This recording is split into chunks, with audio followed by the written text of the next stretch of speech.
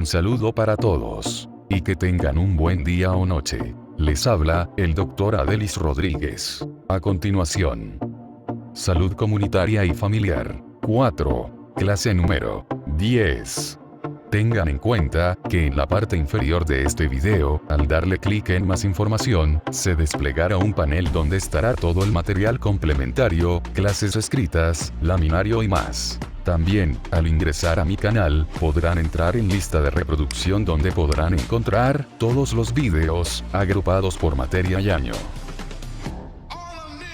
Y recuerden que si este material es de su agrado, pueden colaborar suscribiéndose, dándole clic al botón de la campanilla para recibir nuevas actualizaciones. No olvides darle me gusta y dejar tu comentario. Por supuesto que te agradezco si compartes este video para que otros puedan recibir más material como este. Y por último, si sale de tu corazón también dejaré el link para donaciones. Muchas gracias de antemano.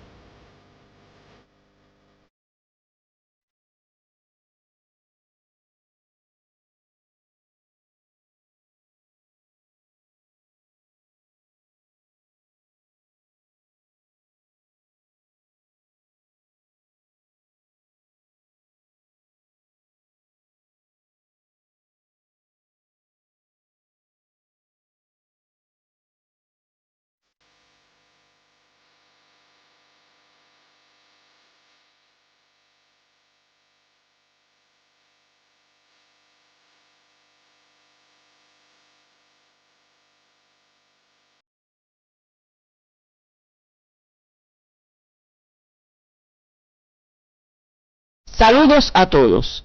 En la semana anterior estudiaron las enfermedades emergentes y reemergentes a partir de sus características principales, con lo cual se concluye el estudio de la epidemiología de las enfermedades transmisibles. En el día de hoy se orientarán los contenidos relacionados con las enfermedades del corazón y las cerebrovasculares, iniciándose así el estudio de la epidemiología de las enfermedades no transmisibles y otros daños a la salud. Con el estudio de estos contenidos, ustedes serán capaces de reconocer el enfoque epidemiológico en el estudio de las enfermedades no transmisibles y otros daños a la salud, identificar las características epidemiológicas de las enfermedades del corazón y cerebrovasculares a partir de la magnitud del problema, los grupos y factores de riesgo, así como ejecutar las medidas encaminadas a la promoción de salud, prevención, recuperación y rehabilitación de estos problemas de salud.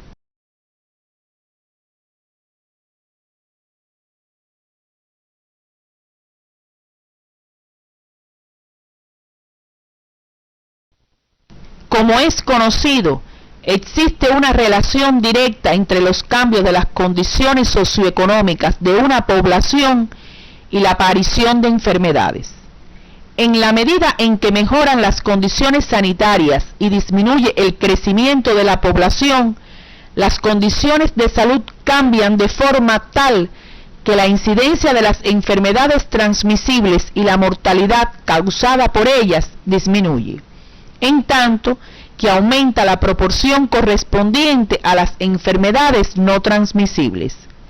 La estrecha vinculación de estas enfermedades con los estilos de vida y los patrones sociales y culturales de las sociedades modernas ha motivado que las mismas se consideren enfermedades de la civilización.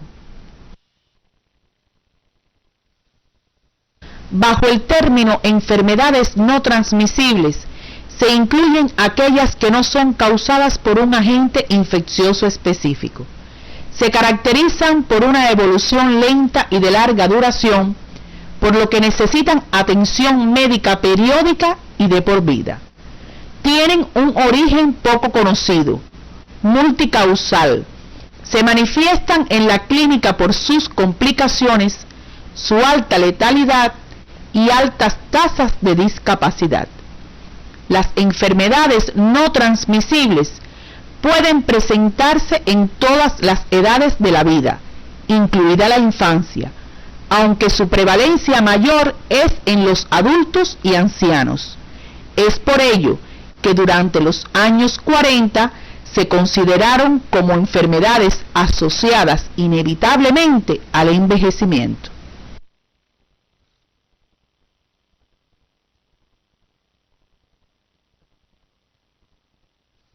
Se definen por otros daños a la salud los eventos en los cuales el equilibrio del proceso salud-enfermedad se ve afectado por la acción directa de agentes físicos, químicos, mecánicos y sociales, como las intoxicaciones agudas, los accidentes y el suicidio, entre otros.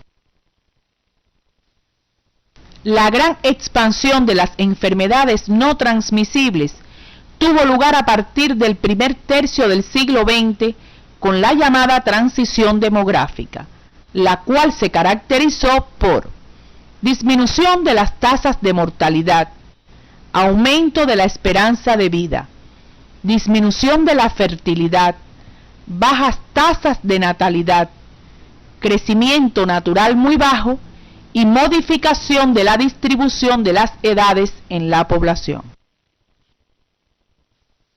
Esta transición trajo consigo un incremento de la longevidad de la población, disminución de las enfermedades transmisibles y un aumento de las enfermedades no transmisibles.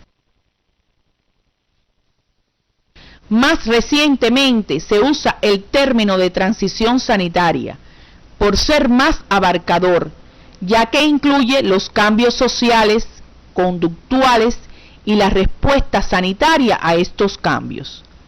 El conocimiento de la transición sanitaria constituye el marco teórico para describir, explicar y anticipar los cambios en las causas de muerte, patrones de enfermedad, factores de riesgo y otros aspectos que los países experimentan durante los diferentes estadios de su desarrollo económico y social.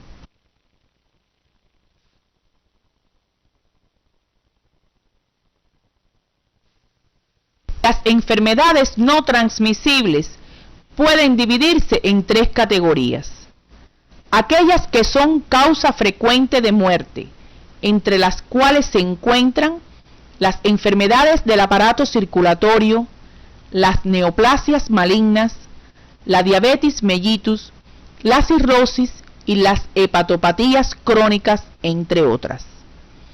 Aquellas que con muy poca frecuencia son causa de muerte, como la depresión y otros trastornos mentales, las hernias, hemorroides, artrosis, anemias, cefaleas, entre otras, y las enfermedades asociadas a la senescencia, entre las que se encuentran la demencia senil, insuficiencia cardíaca, osteoporosis, cataratas, pérdidas auditivas y la incontinencia urinaria. Las enfermedades no transmisibles que tienen una elevada causa de muerte se caracterizan por elevada tasa de incidencia y prevalencia en los adultos y ancianos, elevada mortalidad en estas edades, etiología en la cual intervienen múltiples factores de riesgo, muchos de ellos relacionados con el estilo de vida, otros de índole social y genético, largo periodo de latencia, presencia de mayores complicaciones hacia los 65 años de edad, evolución prolongada de la enfermedad debido a limitadas expectativas de curación, elevada tasa de discapacidades y excelentes posibilidades de prevención, al poder actuar sobre los factores de riesgo modificables, e indicar de manera oportuna el tratamiento para controlar la evolución de la enfermedad.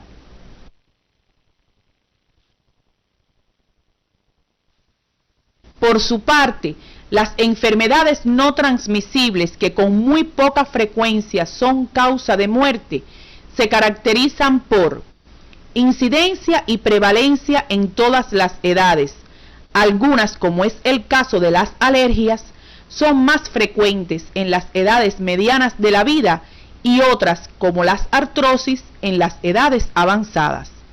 Baja o nula mortalidad, evolución fluctuante o recurrente, morbilidad de gravedad moderada, constituyen un motivo de consulta muy frecuente, buenas perspectivas de intervenciones preventivas y algunas generan una elevada tasa de discapacidades, como es el caso del alcoholismo y la artrosis.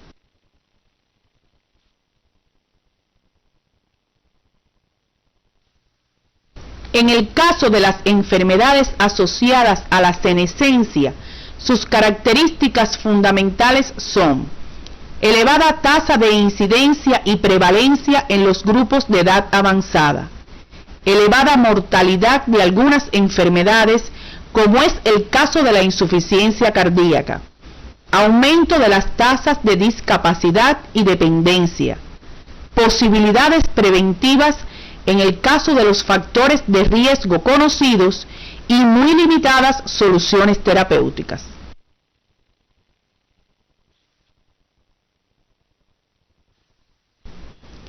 Por lo expresado hasta aquí, las acciones para el control de las enfermedades no transmisibles van a estar encaminadas a evitar, retrasar y reducir el inicio y desarrollo de los factores de riesgo, retrasar el inicio de la enfermedad, así como aliviar la gravedad de la misma, retrasar el inicio de las discapacidades y prolongar la vida de los individuos con una mejor calidad de vida. Para el logro de estos objetivos, sin lugar a dudas, es imprescindible la atención integral a la salud de las poblaciones, a través de las acciones de promoción de salud, prevención de riesgos y enfermedades, la curación y la rehabilitación, todo lo cual debe estar acompañado de políticas gubernamentales favorables a la salud, como son mejoras en el nivel socioeconómico de la población, educación, acceso a los servicios, entre otros aspectos ya conocidos por ustedes.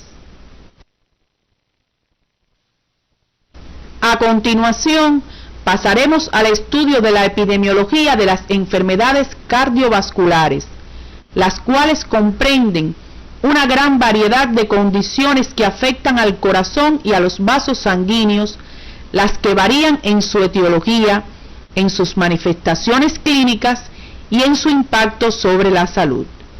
Entre ellas se encuentran la cardiopatía isquémica, las enfermedades vasculares cerebrales, las enfermedades vasculares periféricas y la cardiopatía reumática. En esta actividad se estudiarán las características epidemiológicas de la cardiopatía isquémica, la hipertensión arterial, la fiebre reumática, las cardiopatías congénitas y las enfermedades cerebrovasculares. La cardiopatía isquémica es una enfermedad multicausal, resultado de interacciones complejas entre factores genéticos y ambientales, que trae como resultado el estrechamiento ateromatoso, inflamación y oclusión ulterior de las arterias coronarias. La oclusión de las arterias coronarias puede traer consigo tres manifestaciones clínicas básicas: la angina de pecho, el infarto agudo del miocardio o la muerte súbita.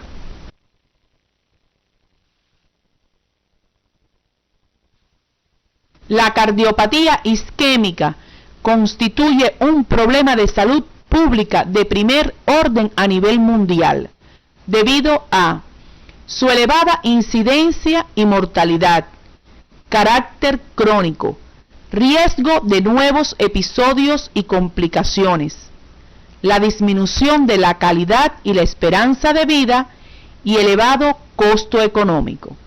En Estados Unidos, por ejemplo, esta enfermedad constituye la principal causa de muerte y discapacidad prematura para hombres y mujeres. Se estima que para el año 2020 la cardiopatía isquémica continuará ocupando el primer lugar no solo en la mortalidad bruta, sino también como la principal causa de años de vida potencialmente perdidos. En los últimos años se han identificado una serie de características, ya sean biológicas o sociales, que predisponen a la enfermedad coronaria y se les ha denominado factores de riesgo coronario.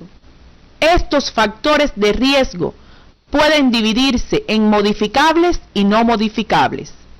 Los factores de riesgo no modificables son la edad, el sexo y la presencia de marcadores genéticos. El riesgo de cardiopatía isquémica aumenta progresivamente con la edad, pues la misma se correlaciona con el grado de aterosclerosis coronaria. Como se refirió con anterioridad, la enfermedad es más frecuente en el sexo masculino, pero en las mujeres después de la menopausia, esta tiende a igualarse. De igual forma, se han identificado factores genéticos los cuales intervienen en el proceso de la aterosclerosis, de la coagulación y el sistema fibrinolítico. De ahí la importancia de los antecedentes familiares de cardiopatía isquémica en la etiología de la enfermedad.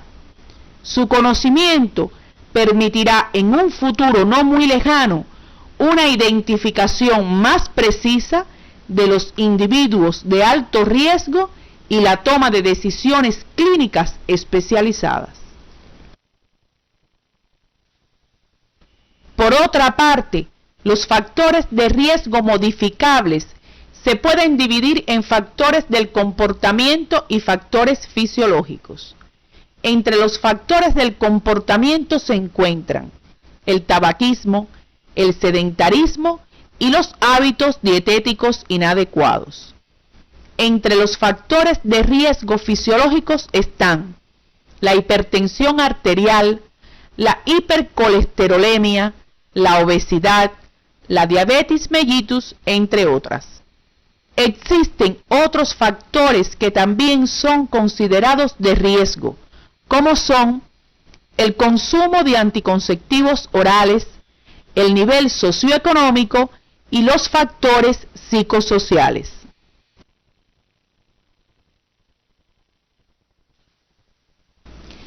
Pasaremos a continuación a explicar cada uno de ellos. El tabaquismo es considerado un factor de riesgo establecido para la cardiopatía isquémica, independientemente de la cantidad del consumo. Su asociación es especialmente fuerte para el riesgo de muerte súbita, sobre todo en individuos jóvenes y en la incidencia de infarto agudo del miocardio en los menores de 50 años. El tabaco eleva la concentración plasmática de las lipoproteínas de baja densidad y disminuye las de alta densidad. Produce además lesión endotelial, lo que provoca la aparición de aterosclerosis. Además, puede provocar efectos agudos mediados por alteraciones de la coagulación y por vasoconstricción de las arterias coronarias. Desde hace unos años, el sedentarismo se considera como un factor de riesgo establecido de cardiopatía isquémica, mientras que el ejercicio resulta beneficioso por la disminución de la presión arterial, la disminución de la resistencia a la insulina, en la regulación de la glicemia y del metabolismo de las lipoproteínas, la disminución del índice de masa corporal, así como en la distribución de la grasa corporal y en la tolerancia al estrés. Según las evidencias actuales, puede afirmarse que la dieta constituye uno de los factores de riesgo modificables más importantes en la cardiopatía isquémica, debido a su impacto en muchos de los demás factores de riesgo conocidos. Una dieta rica en calorías, grasas, colesterol y sal resulta perjudicial. Sin embargo, una dieta rica en frutas y vegetales pueden tener un efecto protector frente a la cardiopatía isquémica. Existe una asociación continua entre los niveles de presión arterial y la cardiopatía isquémica. Los aspectos relacionados con la hipertensión arterial serán estudiados con posterioridad en esta misma actividad. El efecto del colesterol plasmático sobre el riesgo de aterosclerosis y cardiopatía isquémica depende en gran medida de la proporción relativa de los distintos tipos de lipoproteínas plasmáticas.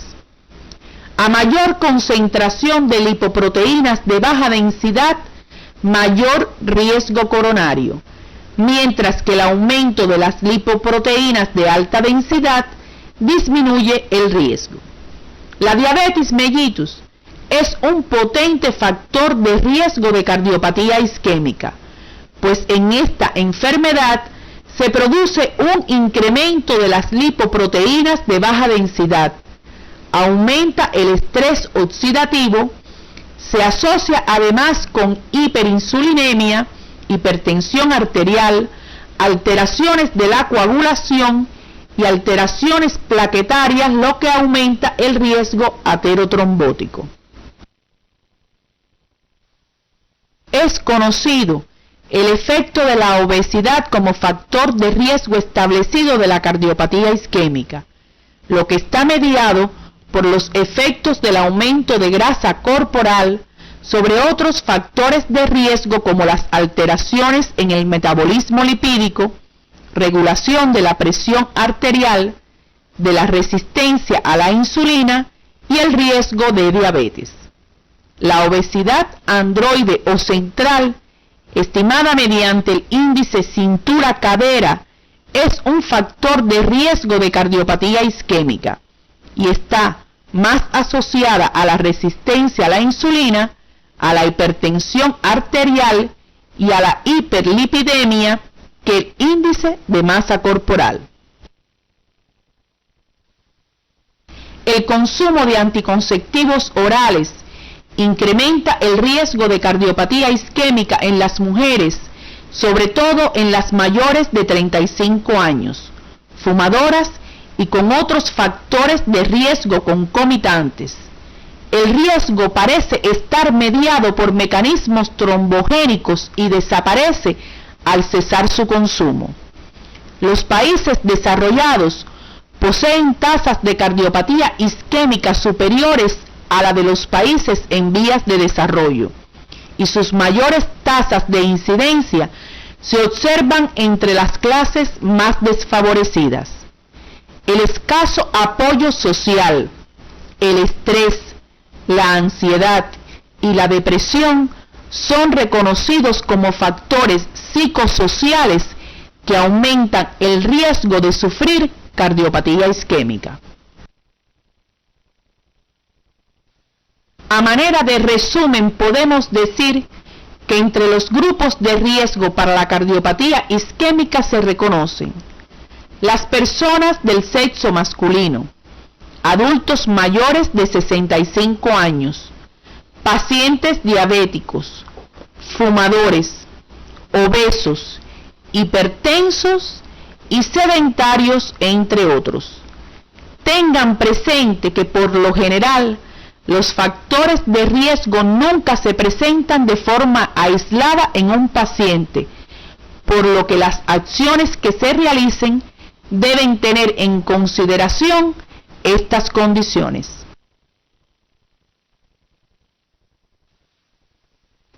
El mayor impacto en la reducción de la cardiopatía isquémica está dado por acciones promocionales que eviten la aparición de los factores de riesgo antes mencionados. Cuando ya están presentes los factores de riesgo, las acciones preventivas están dirigidas al control o eliminación de los mismos en los grupos de alto riesgo y se dirigen a lograr mantener la tensión arterial por debajo de 140 y 90 milímetros de mercurio, mantener las cifras de colesterol normales, promover hábitos dietéticos adecuados dirigidos a reducir el consumo de calorías, sal y grasas saturadas y estimular el consumo de dietas ricas en frutas y vegetales.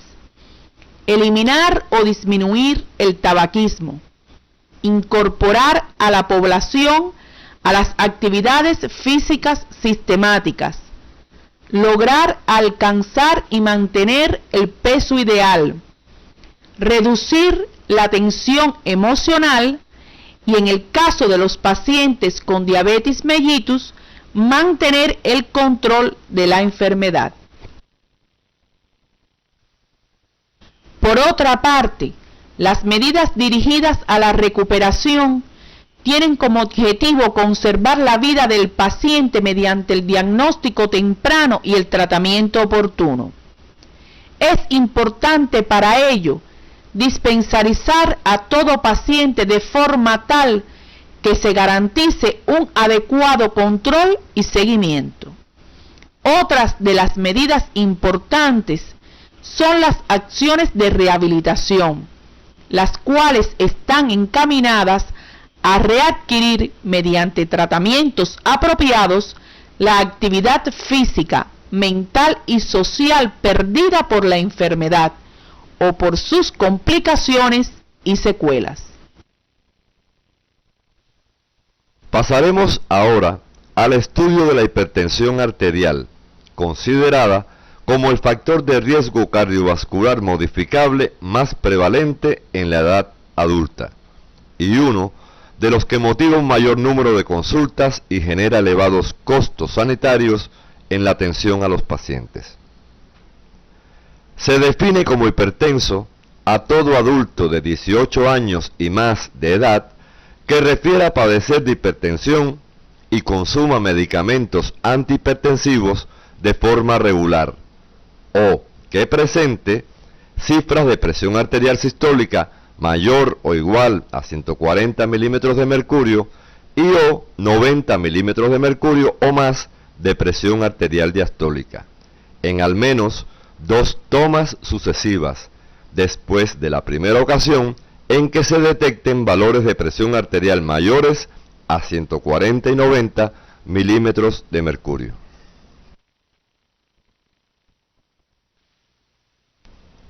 La hipertensión arterial es el principal factor de riesgo de enfermedad cerebrovascular y un factor de riesgo importante para la cardiopatía isquémica, la insuficiencia cardíaca y la insuficiencia renal.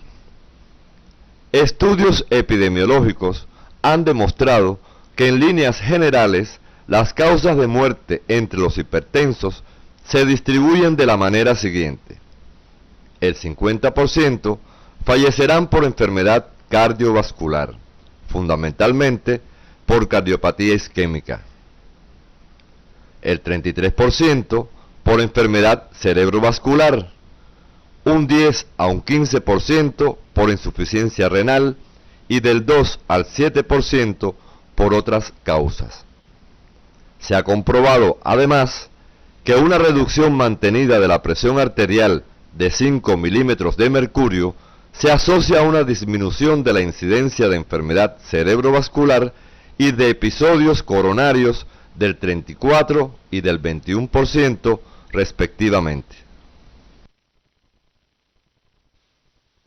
La prevalencia de la hipertensión arterial es variable en dependencia de las poblaciones, pero por lo general se encuentra entre un 15 y un 30% entre la población mayor de 18 años. Es importante que tengan en cuenta algunas características epidemiológicas de la hipertensión arterial que influyen en su prevalencia, entre las cuales se encuentran: el número de casos aumenta con la edad hasta los 70 años y después desciende. Es más frecuente en personas de la raza negra. Por debajo de los 50 años, su prevalencia es mayor en los hombres y por encima de esa edad aumenta en el sexo femenino. Su prevalencia es mayor en los pacientes con obesidad.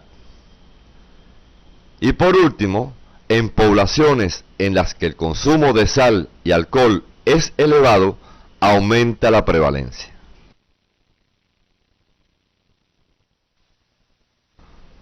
A continuación, pasaremos a enunciar los factores de riesgo para la hipertensión arterial, los cuales se pueden dividir en factores de riesgo no modificables y modificables.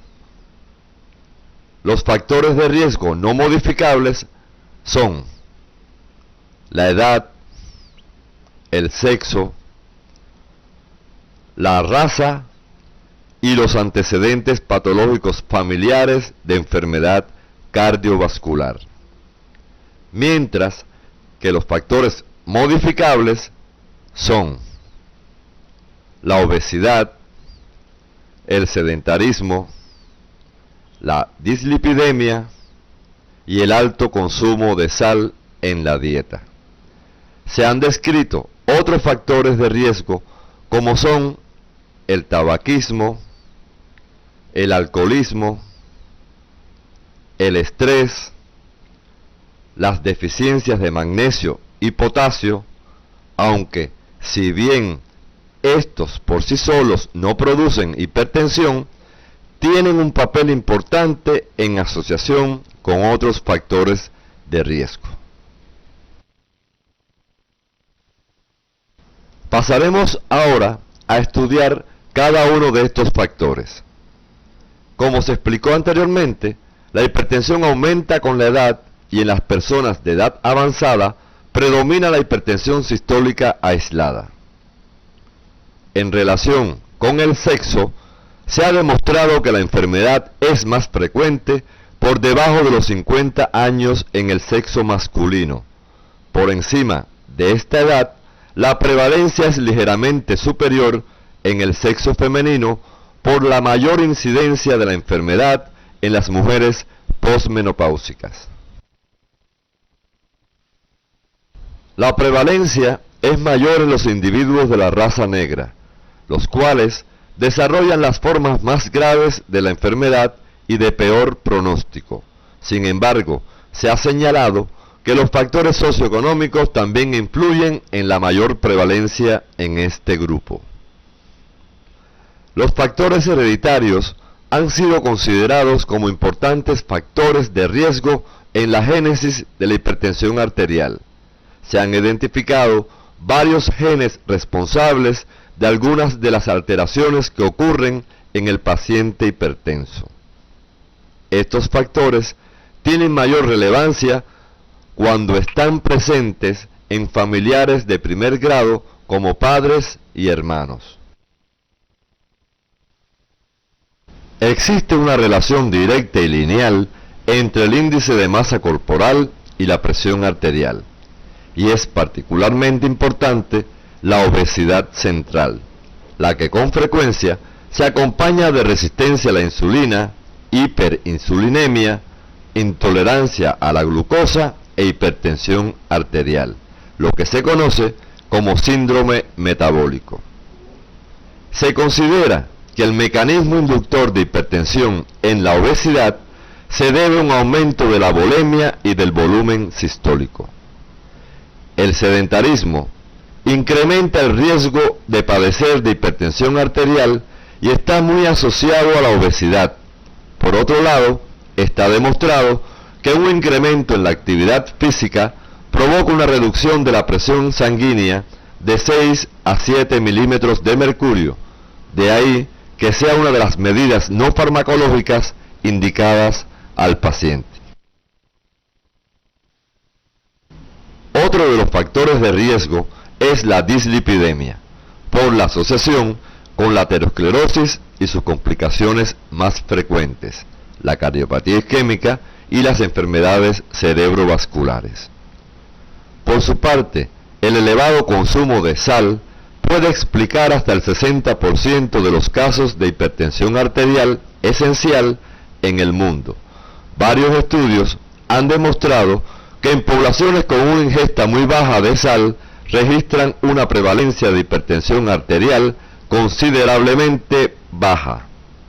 Sin embargo, no todos los individuos responden de igual manera al efecto presor del sodio, por lo que se admite que existen dos grupos: los hipertensos sal sensibles, en los que la presión arterial se eleva con altas ingestas de sodio, y los sal resistentes, los cuales no presentan este efecto y no responden a una dieta pobre en sodio. Mencionaremos ahora algunas de las medidas dirigidas al control y eliminación de los factores de riesgo de la hipertensión arterial en la población general, las que incluyen identificar a los individuos de alto riesgo, disminuir la ingestión de sal en la población general, combatir el sedentarismo y la obesidad, atender las infecciones del tracto urinario, promover el consumo de potasio y magnesio, además de facilitar la recreación. Las medidas de control están dirigidas al diagnóstico precoz y al tratamiento oportuno. Ustedes ya conocen las pautas de tratamiento en el paciente hipertenso por la asignatura clínica 3, en el cual deben considerarse como una de las medidas imprescindibles las acciones no farmacológicas encaminadas a modificaciones en los estilos de vida, y si con ello no se consigue el control de la hipertensión, debe añadirse tratamiento farmacológico seleccionando el medicamento adecuado para cada paciente. Está demostrado que el tratamiento de la hipertensión reduce el riesgo cardiovascular. Un descenso mantenido de 5 a 6 milímetros de mercurio de la presión diastólica y de 10 milímetros de mercurio de la presión sistólica reduce el 40% aproximadamente de la mortalidad por enfermedad cerebrovascular, el 20% de la mortalidad por cardiopatía isquémica y el 22% de la mortalidad general a lo largo de pocos años. Pasaremos al estudio de la fiebre reumática, enfermedad inflamatoria crónica y sistémica que afecta a los tejidos mesenquimatosos, fundamentalmente el corazón, el cerebro y las articulaciones. Evoluciona por episodios agudos recidivantes y constituye un problema para la población escolar, adolescente y el adulto joven. Con frecuencia afecta el corazón produciendo la carditis reumática y deja entre un 25 y un 50% de secuelas cardíacas que invalidan al paciente por el resto de su vida. Se produce a consecuencia de una infección por el estreptococo beta hemolítico del grupo A. Entre los factores de riesgo para esta enfermedad se reconocen la pobreza, el hacinamiento y la inadecuada higiene personal. La medida de control más importante consiste en el tratamiento adecuado de todo paciente con infección por estreptococo beta hemolítico del grupo A, además del control de los factores de riesgo. Ustedes podrán profundizar en esta enfermedad en el capítulo 19, Enfermedades no transmisibles y otros daños a la salud, del libro de texto Salud Pública 2, que aparece en el CD de la asignatura. Otra de las enfermedades cardiovasculares objeto de estudio en esta actividad son las cardiopatías congénitas, las que se definen como malformaciones estructurales del corazón y de los grandes vasos, las cuales están presentes desde el momento del nacimiento y se hacen evidentes desde ese momento o luego de algún tiempo de este.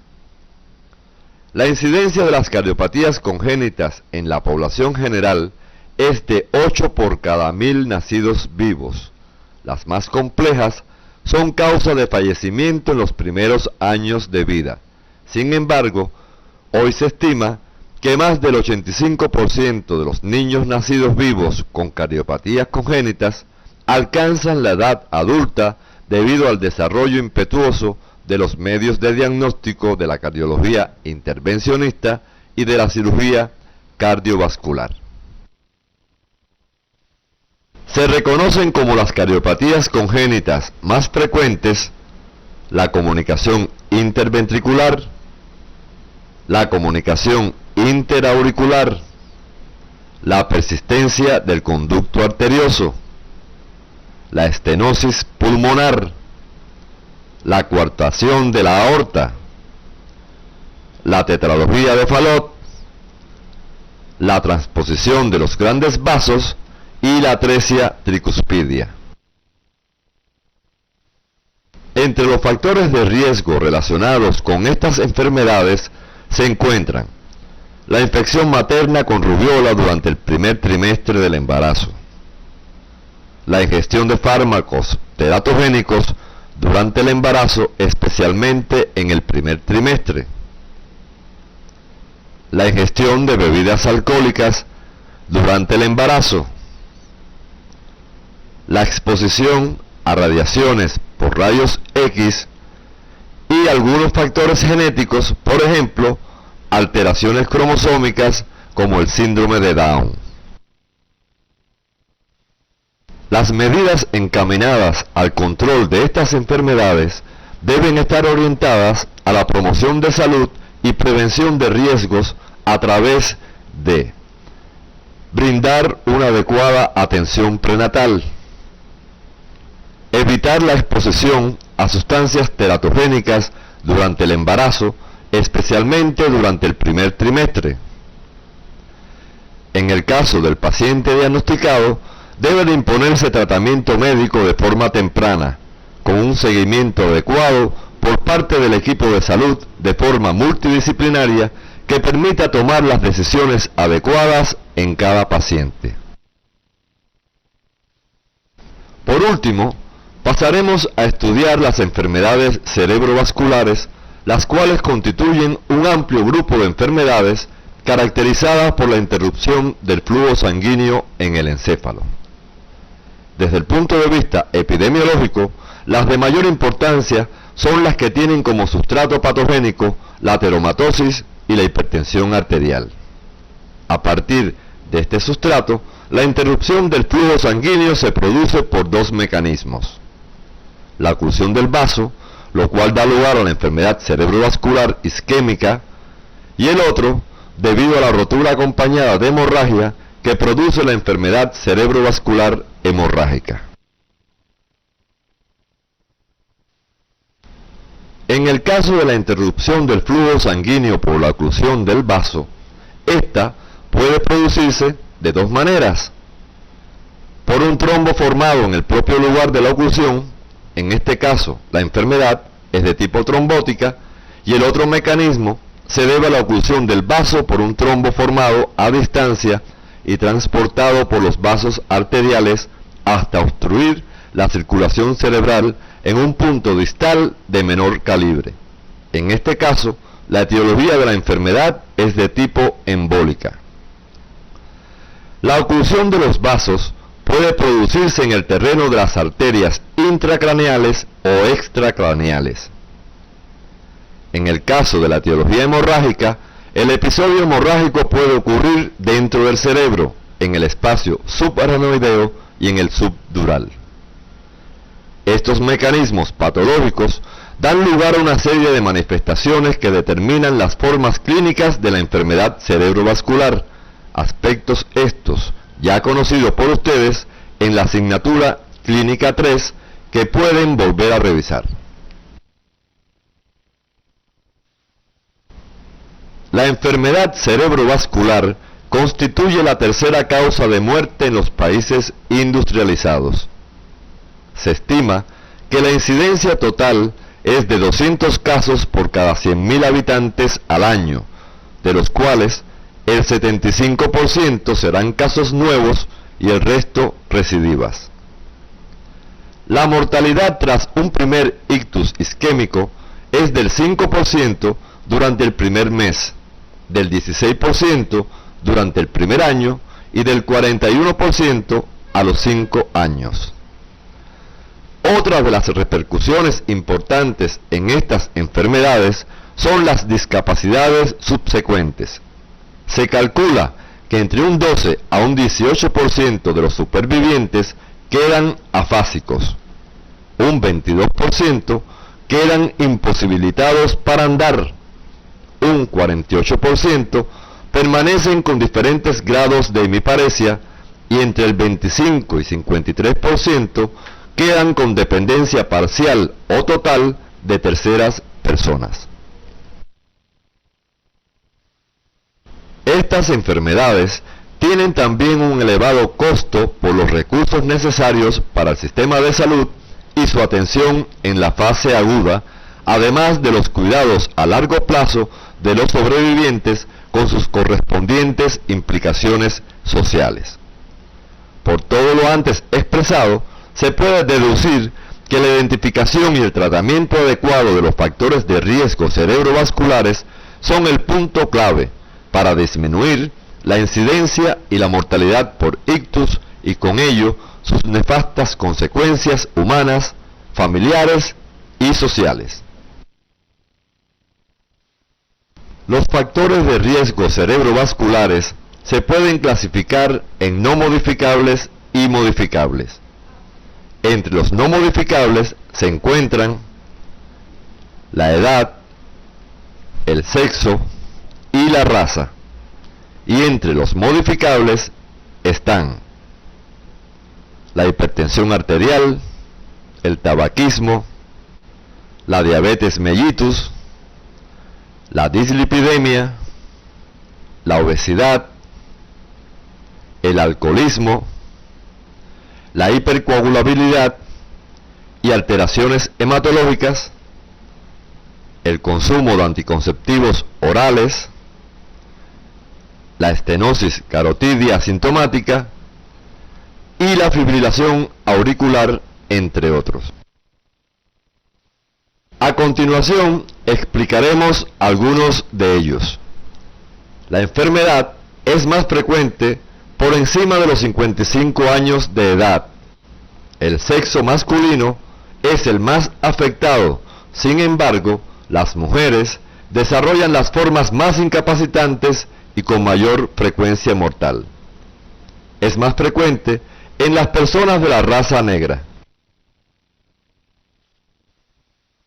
Respecto a los factores de riesgo modificables, está reconocido que la hipertensión arterial es el principal factor de riesgo tanto para la enfermedad cerebrovascular isquémica como para la hemorrágica.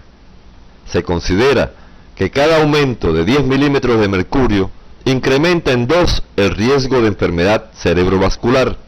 La hipertensión sistólica del anciano es un factor de riesgo importante. De igual manera, se estima que la disminución en la incidencia de las enfermedades cerebrovasculares está en relación directa con el mejor control del paciente hipertenso. El tabaquismo es otro de los factores de riesgo importante en esta enfermedad. Se considera que el mismo aumenta en 2 el riesgo de enfermedad cerebrovascular isquémica. Si se asocia con hipertensión, entonces el riesgo se incrementa en 20 con respecto a los no hipertensos no fumadores.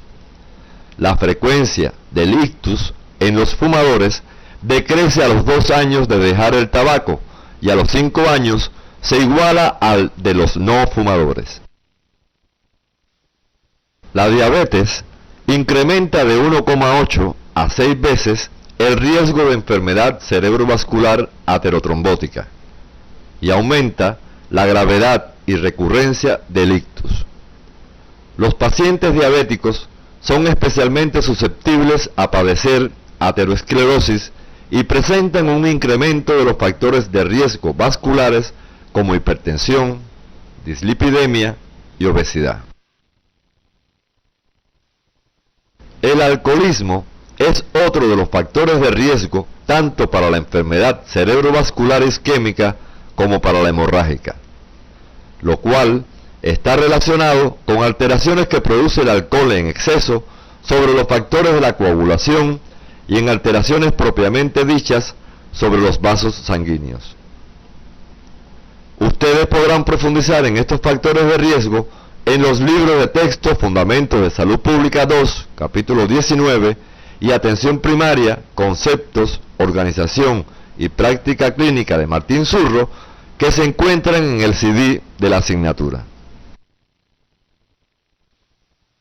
Por último, estudiaremos las medidas de prevención, que como en otras enfermedades no transmisibles estudiadas en el día de hoy, están encaminadas a la promoción de salud y disminución de los factores de riesgo en los grupos de alto riesgo, como son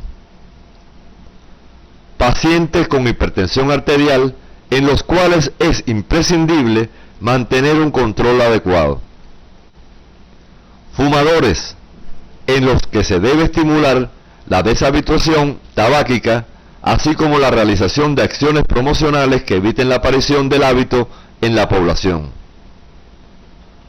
pacientes con cifras altas de colesterol; obesos y sedentarios;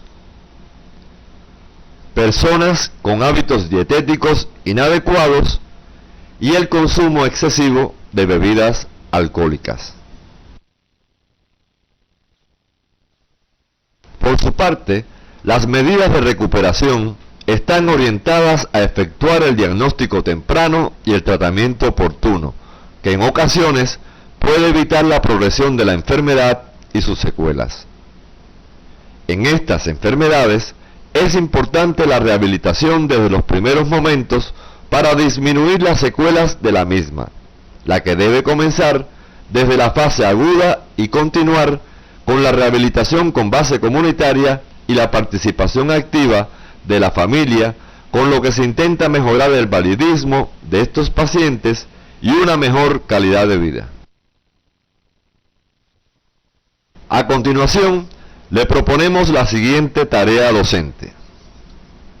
Durante la práctica docente, seleccione un paciente con diagnóstico de hipertensión arterial y a través de la anamnesis y el examen físico, identifique los factores de riesgo presentes en el mismo. A. Clasifíquelos en modificables y no modificables. B. Proponga algunas medidas dirigidas al control de estos factores identificados. Para lo cual, le recomendamos realice la lectura del capítulo 19, Enfermedades no transmisibles y otros daños a la salud, del libro de texto Fundamentos de Salud Pública 2, que se encuentra en el CD de la asignatura.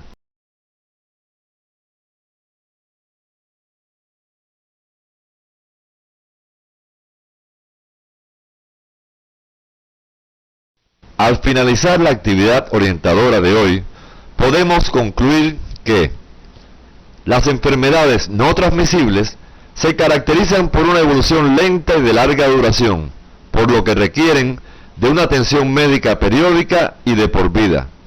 Su etiología es por lo general multicausal. Las enfermedades no transmisibles tienen una alta letalidad y altas tasas de discapacidad.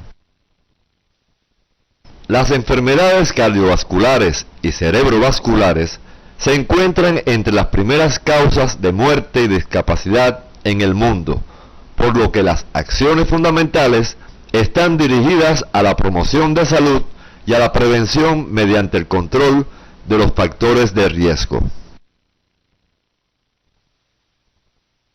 En la actividad orientadora de hoy, se estudiaron los contenidos relacionados con las generalidades de las enfermedades no transmisibles y otros daños a la salud, además de la epidemiología de las enfermedades cardiovasculares y cerebrovasculares a partir de la magnitud del problema, los factores de riesgo y las medidas dirigidas a su control. En la próxima actividad orientadora se tratarán contenidos relacionados con la epidemiología de los tumores malignos, diabetes mellitus, enfermedades pulmonares obstructivas crónicas y cirrosis hepática, los que representan importantes problemas de salud pública.